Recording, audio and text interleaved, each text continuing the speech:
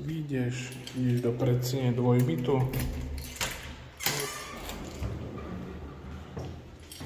A do tohto bytu menšieho.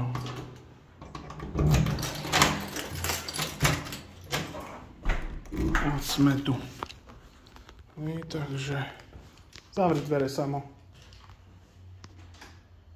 Takže predsienka. Tu je kuchyňa, obývačka. Telka. Fajnový balkónek. Nech sa slúši a patrí. Štvrté poschodíčko, fajnový výhľad. No. Kuchyňa, chladnička, myčka. Sú tu aj taniere a blbosti, hej, všetko je.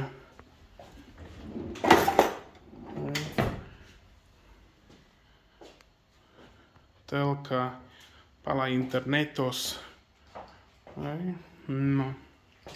Teraz poďme do izbovej časti.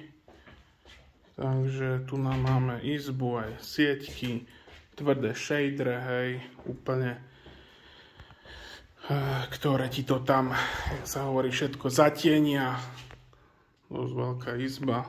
Tu je taký walk-in closet, hej, šatník, vysávač. Zas ďalšia nejaká vešiaková stena. No. A tu nám máš obrovskú kúpeľňu. Sprchový kút. Záchod. Práčka. Tu si hočí, co ešte, môžeš si tu nadať one náradie a môžeš tu cvičiť. Jako. Hej, takže takto to tu vyzerá.